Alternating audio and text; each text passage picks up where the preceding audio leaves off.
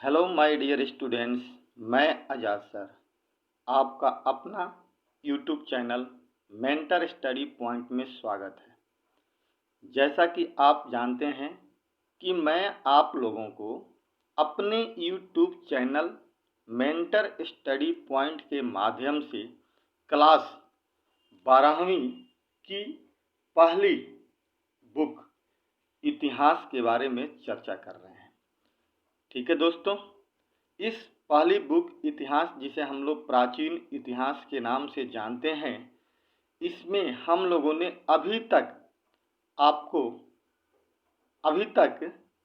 पहला चैप्टर पढ़ा है, जिसका नाम है ईंट, मनके और अस्थियां। और अब हम लोग दूसरे चैप्टर के बारे में पढ़ रहे हैं, जिसे हम लोग राजा, किसान और नगर के नाम से जानते हैं। और यहाँ पे खासकर हम लोग उस समय की राजनीति और उस समय की अर्थव्यवस्था कैसी थी, उसकी चर्चा हम लोग कर रहे हैं।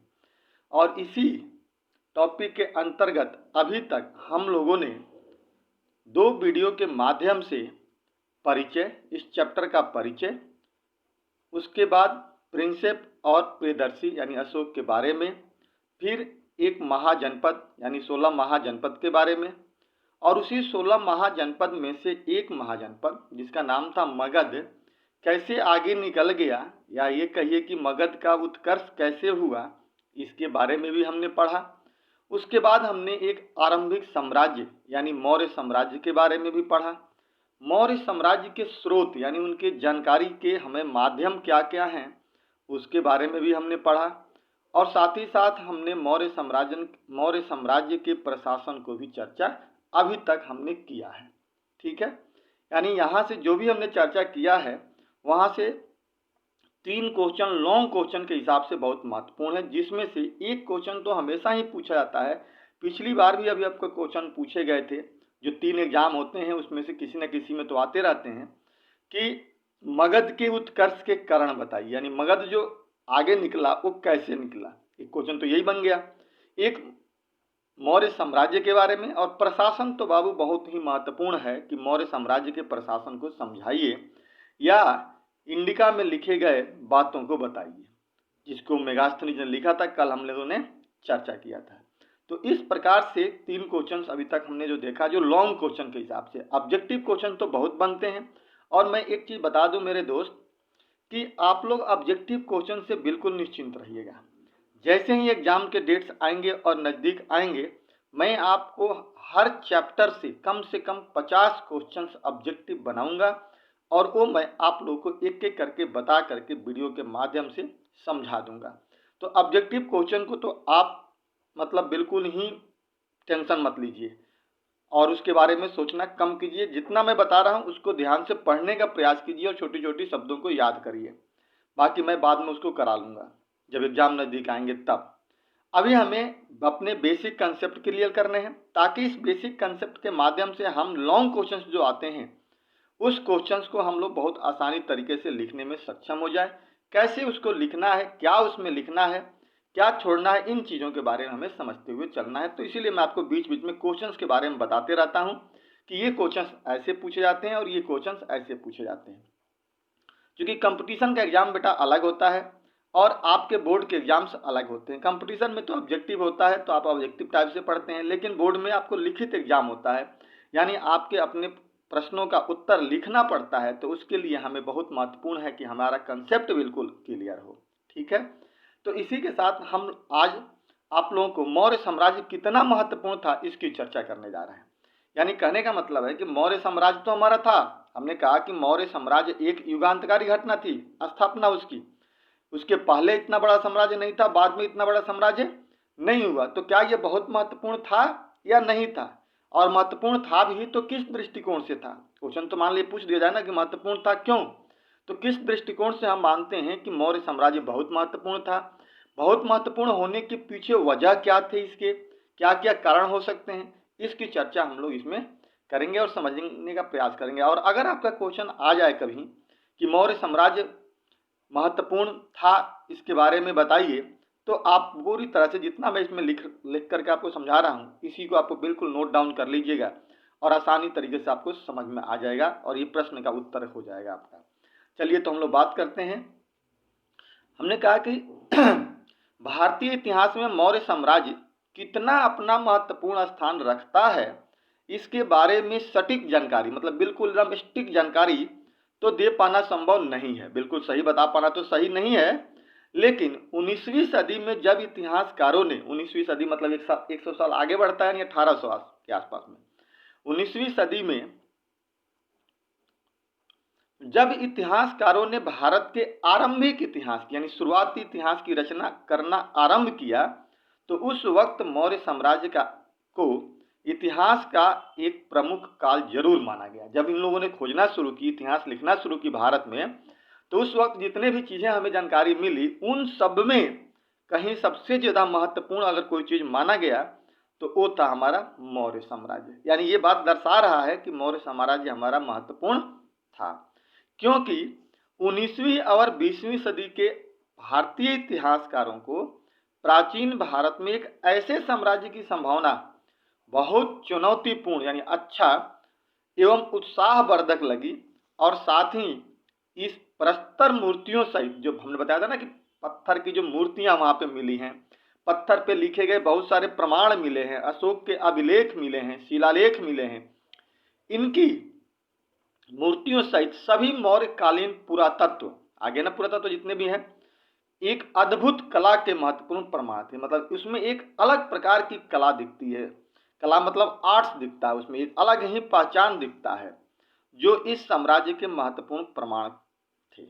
अब आगे बात समझ में कि अगर आपसे पूछा जाए कि क्या मौर्य साम्राज्य महत्वपूर्ण था, या टॉपिक क्या है, कितना महत्वपूर्ण था, तो आप बताएंगे निश्चित तौर पे उस समय के परिदृश्य को देखते हुए हम कह सकते हैं कि मौर्य साम्राज्य अपने आप में क्या था, एक महत्वपूर्ण था।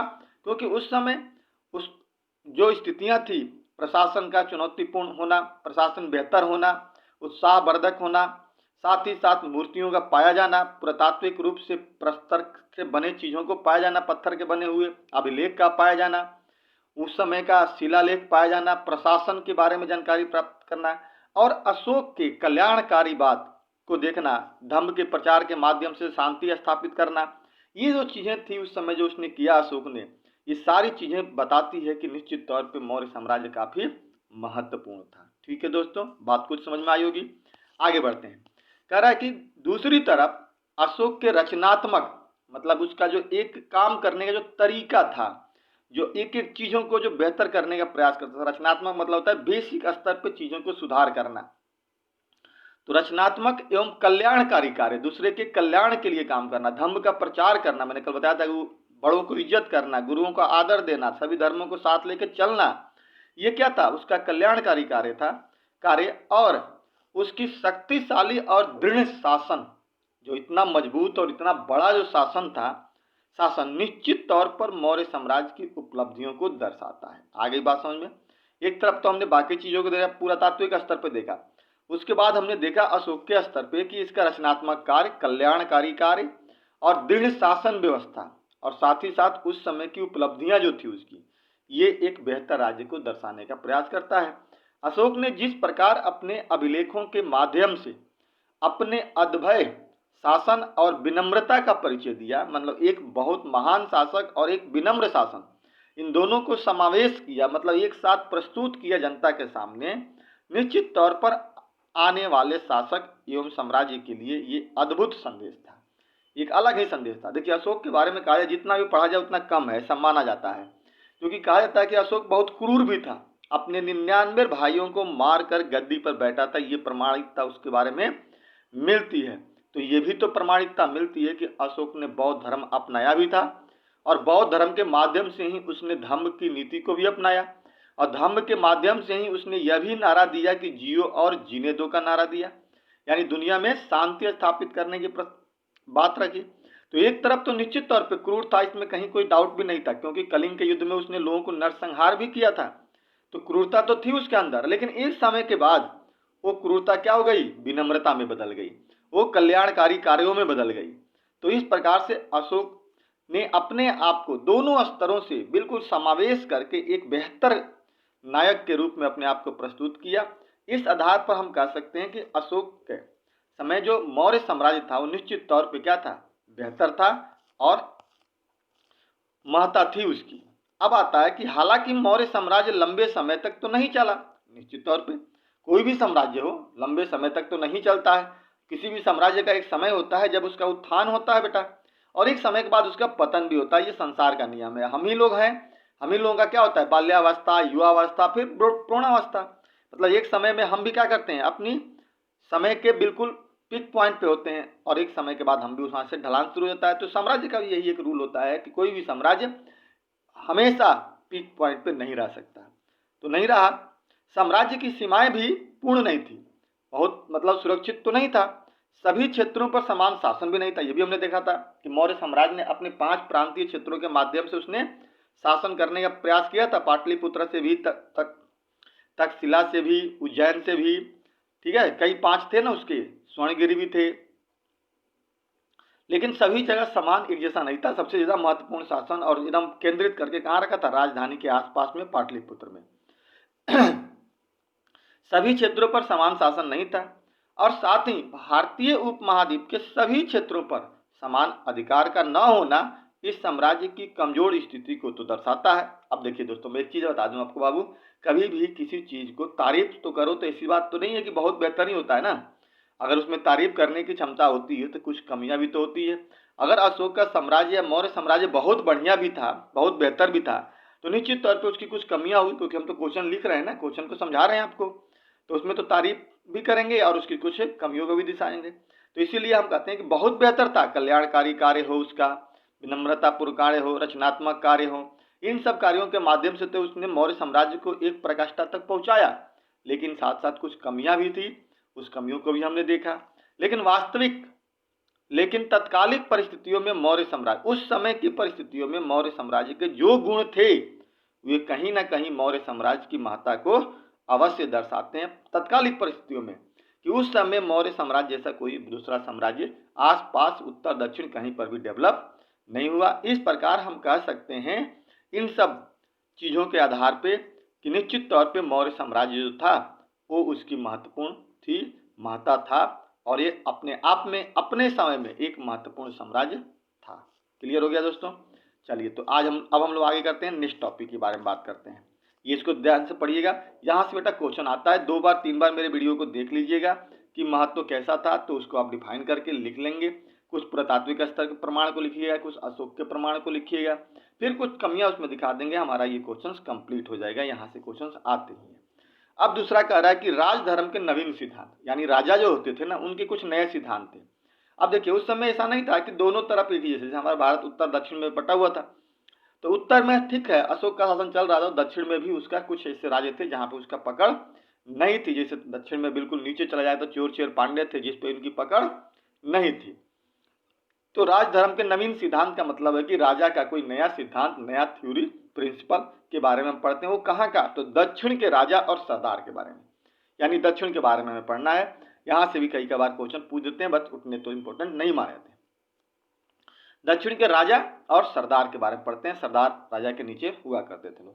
कह रहा है कि राजधर्म के नवीन सिद्धांत का तात्पर्य यह है कि उत्तर भारत के विपरीत, मतलब उत्तर भारत में जो राजा होते थे ना, उसके विपरीत दक्षिण भारत में भी राजा और सरदार की हमें जानकारी मिलती है। उत्तर भारत में भी मिलता है और दक्षिण में भी मिलता है। दक्कन और उसके दक्षिण में स्थित तमिलकम, तमिलकम एक होता प्रांत था।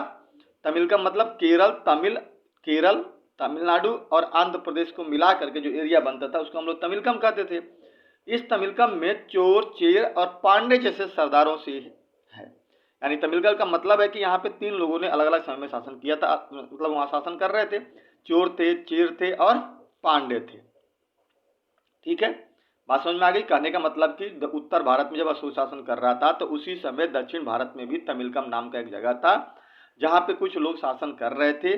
ठीक है ना, उनमें से चोर थे, चेर थे और पांडे थे जैसे सरदारों से है, जो उस वक्त समय समृद्ध और अस्थायी राज्य थे। मतलब उस समय का समृद्ध राज्य थे दक्षिण के, जिनकी संस्कृति उत्तर भारत से बिल्कुल अलग थी। मतलब उत्तर भारत की संस्कृति अलग थी और इनकी दक्षिण की अलग थी। आज भी ऐसा ही है।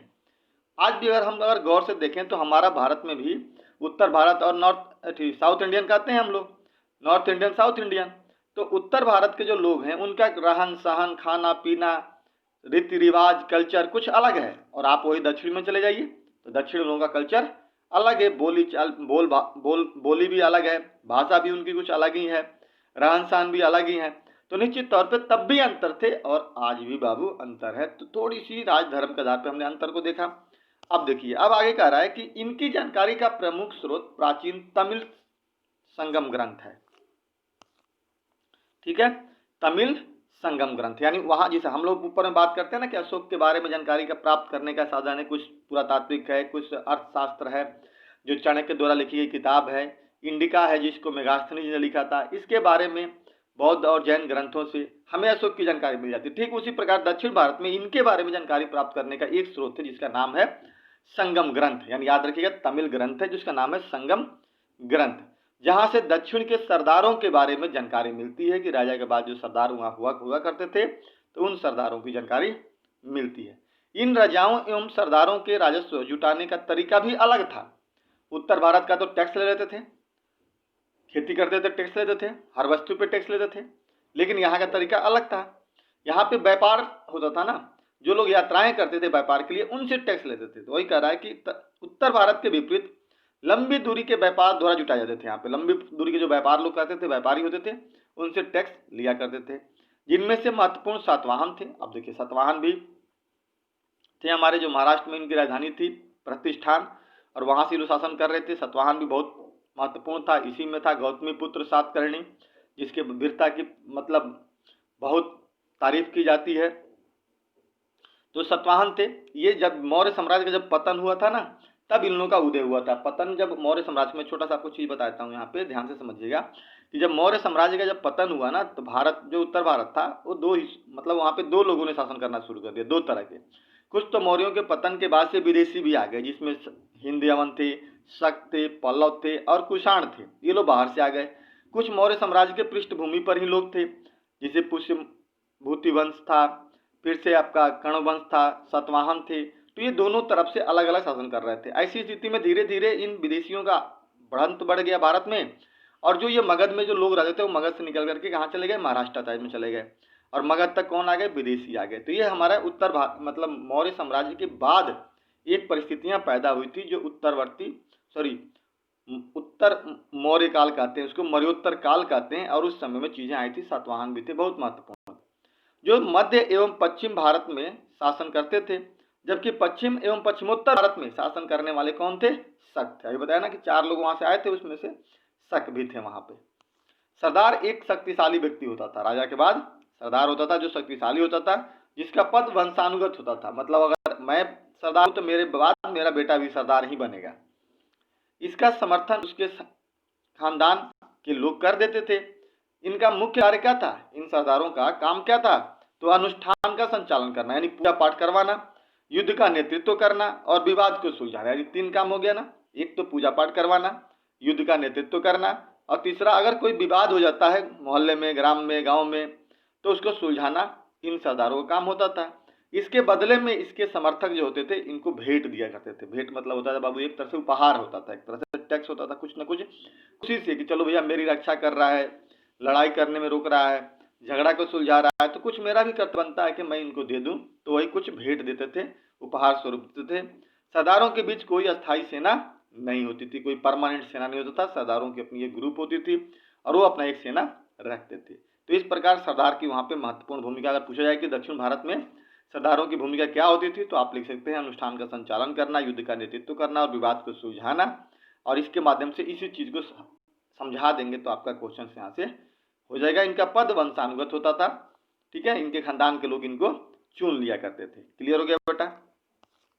चलिए, अब हमारा 2 चीज हमने पढ़ लिया। एक तो हमने मौर्य साम्राज्य के महत्व को देख लिया, फिर हमने राजधर्म के नवीन सिद्धांत को देख लिया।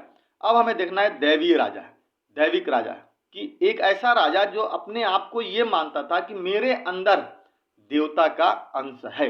इसका मतलब यही हुआ, दैविक राजा का मतलब हुआ कि एक ऐसा राजा जो यह मानकर चल रहा है या अपने आप को ये प्रूफ कर रहा है या दिखाने का प्रयास कर रहा है कि मेरे अंदर राजा का गुण है, भगवान का गुण है, भगवान ने हमें भेजा है धरती पे आपके ऊपर शासन करने के लिए। यानी मेरा जो रूप है वो कैसा है, दैवीय रूप है। ये दर्शाने की बात करें, मतलब अपने आप को देवता से तुलना करने की बात की गई है। इसको हम लोग दैविक राजा कहते हैं। ठीक है दोस्तों, तो इस चीज को हम लोग समझने की कोशिश कर रहे हैं। देखिए, कह रहा है कि राजधर्म के नवीन सिद्धांत, जो हमने राजधर्म का नवीन सिद्धांत पढ़ा, तो उसमें हमने दक्षिण के बारे में पढ़ा।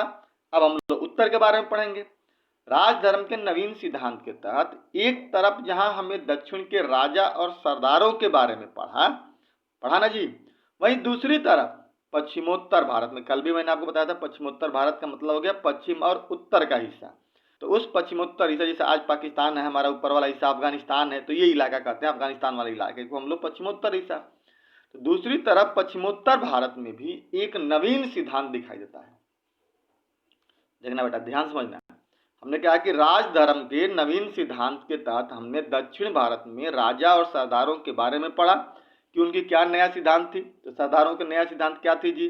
अनुष्ठान कराना वहां के लिए, तमिल से ग्रंथ जो प्राप्ति हुई थी, फिर से झगड़ा सुलझा देना, कुछ लोगों के लिए काम करना, झगड़ा नहीं करना, सेना का संचालन करना, उसके बदले में उनको क्या होता था, कुछ लोग भेंट करते थे, मतलब एक अनिवार्य कर के रूप में नहीं मिलता था। उसी प्रकार से उत्तर भारत में भी कुछ राजा का अपना अलग सिद्धांत था। वो सिद्धांत क्या था जी?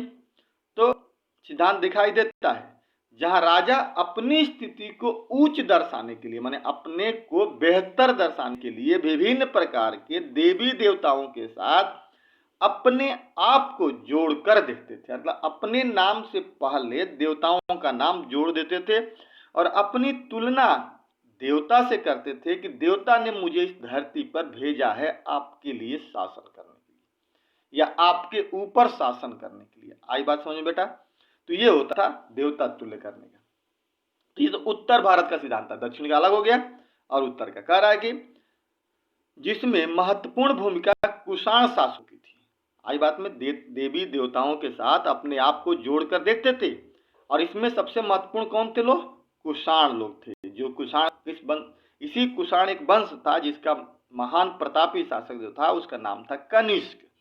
ठीक है दोस्तों, तो कनिष्क के बारे में हम आगे पढ़ेंगे। तो ये अपने आप को क्या करते थे? देवता तुल्य समझते थे कि हमें देवताओं ने धरती पर भेजा है आपके ऊपर शासन करने के लिए। बात समझ में आ गई? कह रहा कि इन्होंने अपने राजधर्म का विवरण, अभिलेख, मतलब जो भी अपना राजधर्म था उसकी जानकारी हमें कैसे मिलता है? तो अपने अभिलेख एवं साहित्य के माध्यम से की है।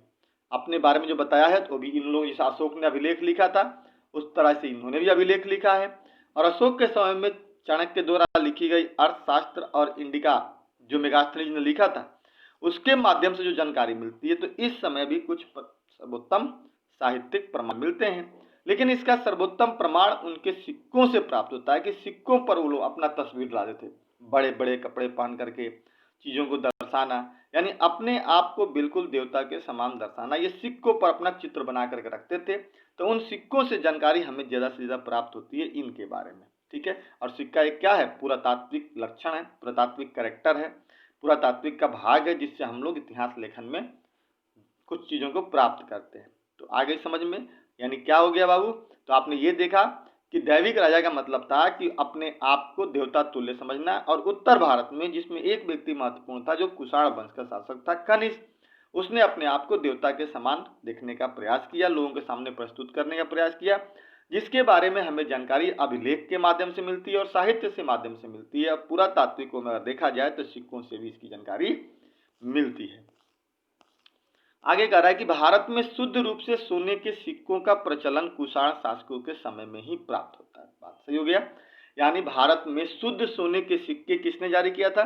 थोड़ा सा मैं बता दूं कि अगर आपसे कभी क्वेश्चन पूछ दिया जाए, ऐसे तो इसमें नहीं देगा एनसीईआरटी में 12वीं क्लास के लिए, लेकिन एक चीज थोड़ी याद रखिएगा कि अगर पूछा जाए कि भारत में सबसे पहले सोने का सिक्का किसने जारी किया, तो आप याद रखिएगा हिंद यमन, जिसको हम लोग इंडो ग्रीक कहते हैं। हिंद यमन ने सबसे पहले भारत में सोने का सिक्का जारी किया था। लेकिन अगर सवाल यहाँ अब ये पूछा जाए कि भारत में शुद्ध रूप से सोने का सिक्का, शुद्ध सोने के सिक्कों का सबसे पहले प्रचलन किसने किया, तो वो थे कुषाण थे। तो यही आपको कह रहा है कि भारत में शुद्ध रूप से सोने के सिक्कों का प्रचलन कुषाण शासकों के समय से ही प्राप्त होता है। और ऐसे में एक बार आया कोई सिक्का जारी कर दिया, वो पहला सिक्का हमारा हिंद यमन ने जारी किया था। ठीक है दोस्त, अब कह रहा है कुषाण वंश का महान जो शासक था ना, उसका नाम क्या था? कनिष्क था। कुषाण वंश का महान शासक कौन था? कनिष्क था, जिसने बौद्ध धर्म के महायान शाखा को अपनाया था। यानी बौद्ध धर्म की दो शाखाएं थी, हीनयान और महायान। तो उसमें से महायान को मानने वाला कौन था? कनिष्क था। तो याद रखिएगा कि कुषाण वंश का सबसे महत्वपूर्ण शासक जो था वो कनिष्क था, जो एनसीईआरटी में भी दिया हुआ है। और उसी कनिष्क जो बौद्ध धर्म को मानता था, और वो बौद्ध धर्म में दो शाखाएं थी, जिसमें से एक शाखा का नाम था हीनयान और दूसरे का नाम था महायान। तो महायान शाखा को मानता था। यानी कहने का मतलब था कि हीनयान और महायान का मतलब होता है कि बौद्ध धर्म आगे चल करके दो भागों में बटा। कुछ लोग चाहते थे कि बौद्ध धर्म में परिवर्तन किया जाए, कुछ नया चीजों को शामिल किया जाए, और कुछ लोग चाहते थे कि नहीं, जैसा चला आ रहा है वैसे ही चलता रहना चाहिए। तो कुछ लोग चाहते थे कि जैसा चला आ रहा है वैसे ही चलना चाहिए। इस मत के मानने वाले को हमने नाम क्या दे दिया? हीनयान कहा। ठीक है, आई बाबू समझ में बात? और जो लोग उसमें कुछ परिवर्तन करना चाहते थे, जो नया चीज जोड़ना चाहते थे, उनको हमने नाम दे दिया महायान।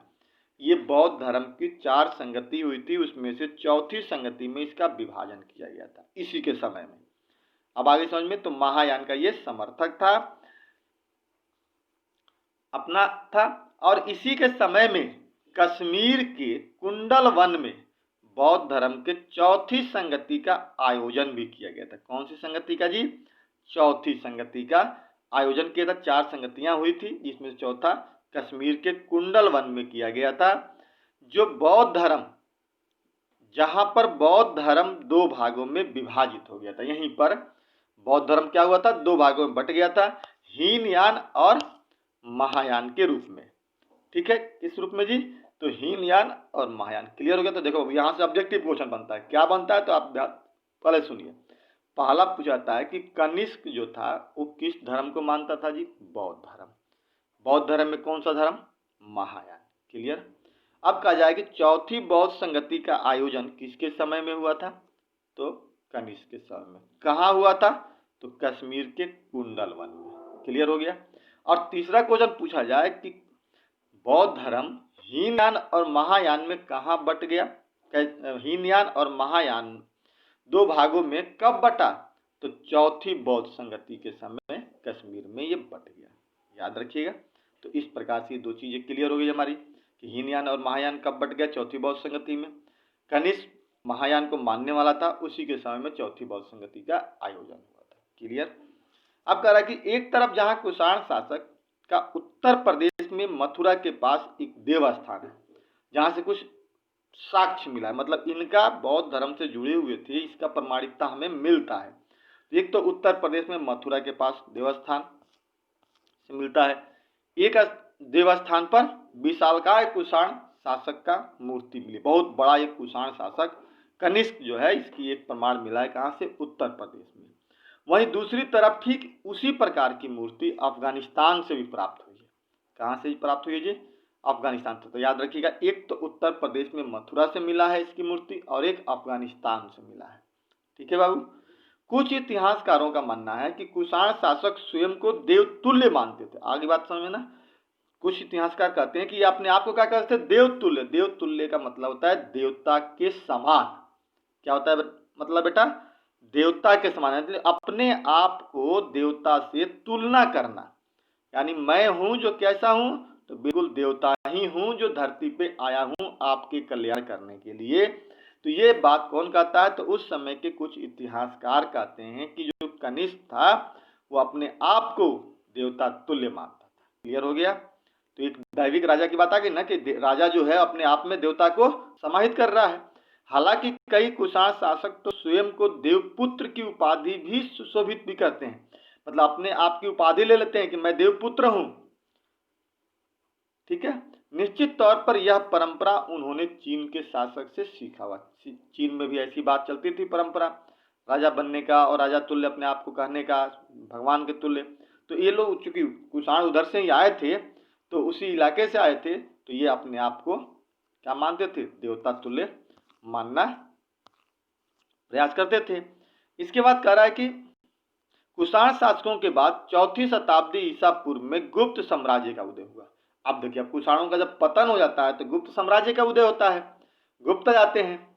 क्योंकि हम लोग को किताब में क्या पढ़ना है, 600 बीसी से लेकर 600 एडी तक पढ़ना है, तो एडी तक आते हैं तो गुप्त काल ही आ जाएंगे। गुप्त काल का उदय हुआ जिसमें बड़े बड़े साम्राज्य के अंतर्गत राजाओं का भी उल्लेख मिलता है, जैसे चंद्रगुप्त प्रथम था ये, समुद्रगुप्त, चंद्रगुप्त, विक्रमादित्य महत्वपूर्ण शासक यहाँ प्राप्त होते हैं। अब देखिए, एक चीज आपको मैं बता दूं कि जिस प्रकार से मौर्य साम्राज्य की स्थापना चंद्रगुप्त मौर्य ने की थी, उसी प्रकार से गुप्त साम्राज्य की स्थापना एक व्यक्ति था जिसका नाम था श्रीगुप्त। श्रीगुप्त ने गुप्त साम्राज्य की नींव रखी थी, लेकिन उसके बाद से कई और शासक हुए, रटोचक हुआ, तब थोड़ा महत्वपूर्ण उसका चंद्रगुप्त प्रथम हुआ। उसके बाद समुद्रगुप्त हुआ, जिससे क्वेश्चन पूछा जाता है कि भारत का नेपोलियन किसे कहते हैं, तो भारत का नेपोलियन समुद्रगुप्त को कहते हैं। उसके बाद उसका बेटा जो गद्दी पे बैठा, जिसका नाम था चंद्रगुप्त द्वितीय, और उसकी एक उपाधि थी विक्रमादित्य की, तो उसको कहते हैं चंद्रगुप्त विक्रमादित्य। ये कुछ महत्वपूर्ण शासक थे। हालांकि इसके बाद भी कुमारगुप्त, स्कंदगुप्त आते हैं, लेकिन उनकी महत्ता कम देखी जाती है, तो हम लोग इसके बारे में थोड़ा पढ़ेंगे। अब करा कि इन राजाओं ने अपने अधीन सामंतों को भी रखा। जैसे दक्षिण में राजा के नीचे सरदार हुआ करते थे, उसी प्रकार यहाँ पर राजा के नीचे सामंत होते थे। यानी बड़ा बड़ा प्रांत होता था, तो सभी तो राजा जाएगा नहीं शासन करने, तो केंद्र में बैठा। जैसे आज का जोड़ लीजिए ना, आज हमारा दिल्ली सरकार है और इसके अंदर कई सारे प्रांत हमारे राज्य के रूप में है, तो हर राज्य के अलग अलग मुख्यमंत्री होते हैं। ठीक उसी प्रकार वहां भी छोटे छोटे प्रांत होते थे। इन प्रांतों का उदय राजाओं के अधीन ही हुआ था, मतलब राजा के अंडर में ही हुआ था। ये सामंत अपना निर्वाह स्थानीय संसाधनों द्वारा करते थे। निर्वाह समझते हैं ना, कि अपना जीवन चलाना, अपने जीवन को चलाने के लिए, जैसे मान लीजिए मैं टीचर का पेशा अपनाया हूँ, कोई खेती करता है, कोई व्यापार करता है, तो ये निर्वाह होता है। इसकी चर्चा हम लोगों ने पहली टॉपिक में भी किया था, पहला चैप्टर में भी किया था, जिस चैप्टर का नाम था ईंट, मनके और अस्थियां। ठीक, कि हड़प्पावासी कैसे अपना निर्वाह करते थे। तो ये सामंत अपना निर्वाह स्थानीय संसाधनों द्वारा करते थे, लोकल जो संसाधन होता था, और इनका भूमि पर नियंत्रण होता था। ये नियंत्रण किसने दे दिया था, राजा ने कहा था कि तुम देखो, तुम समझो, तुम वहां से टैक्स वसूलो और मुझे टैक्स दे दो। क्लियर। तो सामंतों का उदय किसके अंडर में होता था, राजा के अंदर में। याद रखिएगा, कुछ सामंत तो शक्तिशाली भी हो गए थे, अपने आप को स्वतंत्र भी कर देते थे। ये सामंत राजाओं के आदर भी करते थे और समय समय पर उनको सैनिक सहायता भी करते थे। कभी कभी तो सामंत शक्तिशाली भी हो जाते थे, बताया ना मैंने, शक्तिशाली भी हो जाते थे, और छोटे प्रांतों का अपने आप को राजा भी घोषित कर देते। क्या बोल देते थे, अपने आप को ये लोग राजा बोल देते थे कि मैं ही क्या हूं, राजा हूं यहाँ का। ठीक है, तो इस प्रकार से सामंतों का उदय की बात यहाँ से हमें देखने को मिलती है। अब करा कि गुप्त राजाओं के इतिहास की जानकारी में साहित्य, सिक्का और अभिलेख से प्राप्त होता है। आगे बात समझे बाबू। ठीक इसी प्रकार आप याद रखिए, जैसे हम लोगों ने क्या कहा था मौर्य साम्राज्य में स्रोत में, कि कुछ पुरातात्विक साक्ष्य हैं वहां पे, जैसे वहां की मूर्तियां हैं, वहां के पत्थर पे बने अभिलेख हैं, शिलालेख हैं, ठीक है ना, वहां के सिक्के हैं। ठीक उसी प्रकार से यहाँ की भी जानकारी साहित्य से भी मिलती है। वहां भी साहित्य था, अर्थशास्त्र और इंडिका, यहाँ के भी साहित्य हैं बहुत सारे, क्योंकि यहाँ तो साहित्य का विकास ही बहुत हुआ था गुप्त काल में। फिर सिक्का और अभिलेख यहाँ भी लिखे गए थे, इनसे यहाँ की जानकारी हमें मिलती है। तो वहां का भी याद रखिएगा और यहाँ का भी याद रख लीजिए।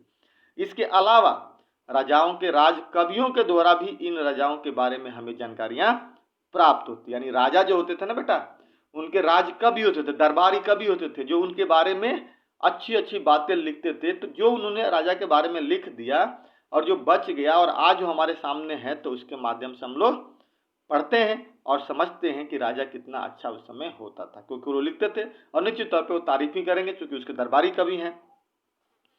इन्हीं में कवि हरिसेन भी है। इन्हीं में से एक कवि है जिसका नाम है हरिसेन, जो किसका दरबारी कवि था, समुद्रगुप्त के दरबारी कवि थे। ठीक, याद रखिएगा, यहाँ पे क्वेश्चन ऑब्जेक्टिव एक बन गया कि हरिसेन किसका दरबारी कवि था जी, तो समुद्रगुप्त का। या कहिए कि समुद्रगुप्त के दरबारी कवि कौन था, हरिसेन था। ठीक है ना, जिन्होंने प्रयाग प्रशस्ति के माध्यम से, एक प्रयाग प्रशस्ति यानी एक तांबा पर लिखा जाता था। ठीक है, प्रशस्ति का मतलब होता है ताम्र पत्र होता था। और जैसे आज हम लोग कहीं देखते हैं, कहीं हॉस्पिटल का, कहीं रोड का, कहीं उद्घाटन होता है, समझिएगा, तो वहाँ पे पत्थर पे ना कुछ सारी चीज़ें लिखी रहती है और वहाँ दीवार में लगाई जाती है, वहाँ पे पर्दे रहते हैं, कोई व्यक्ति उद्घाटन करने जाते हैं, उसको खोलते हैं और तब उस चीज़ का उद्घाटन होता है। फिर 10 साल बाद कोई देखता है तो पता चलता है कि इसको इस व्यक्ति ने माननीय के माध्यम से उद्घाटन किया था। ठीक उसी प्रकार से उस समय भी कुछ प्रशस्तियाँ होती थी जिसको तांबे के पत्र पे लिखा जाता था और उसको लिख करके रखा जाता था। अब वो लिखा हुआ है तो आज भी अगर बचा हुआ है तो उससे हमें जानकारी उस समय की प्राप्त हो जाती है आज भी। तो इसी को हम लोग प्रशस्ति कहते थे, तो इसको प्रयाग प्रशस्ति था। इसको प्रयाग प्रशस्ति के माध्यम से समुद्रगुप्त के बारे में लिखा है। प्रयाग प्रशस्ति के अनुसार समुद्रगुप्त जैसा पराक्रमी और कल्याणकारी शासक इस धरती पर नहीं था। ये तारीफ कर रहा है उसकी, कौन? हरिसेन बता रहा है कि समुद्रगुप्त जो था वो बहुत बड़ा एक कल्याणकारी शासक भी था और क्या था? पराक्रमी भी था। खैर पराक्रमी के बारे में तो हम जानते हैं, कल्याणकारी भी था। पराक्रमी इस बात को दर्शाता है कि उसके बारे में क्या कहा जाता है कि समुद्रगुप्त को भारत का नेपोलियन कहा जाता है, यानी विजेता कहा जाता है। तो इससे पता चलता है कि वो पराक्रमी रहा होगा, इसमें कहीं कोई डाउट नहीं है। ठीक, तो ये तारीफ कर रहा है हरिसेन। पराक्रमी और करुणामयी शासक इस धरती पर नहीं हुआ। प्रयाग प्रशस्ति को इलाहाबाद के स्तंभ लेख के नाम से भी जाना जाता है। याद रखना बेटा आप लोग कि इस प्रशस्ति को इलाहाबाद के स्तंभ लेख के नाम से भी जाना जाता है। और अब सवाल पूछा जाए कि प्रयाग प्रशस्ति को किसने लिखा था? हरिसेन ने। और हरिसेन किसका दरबारी कवि था?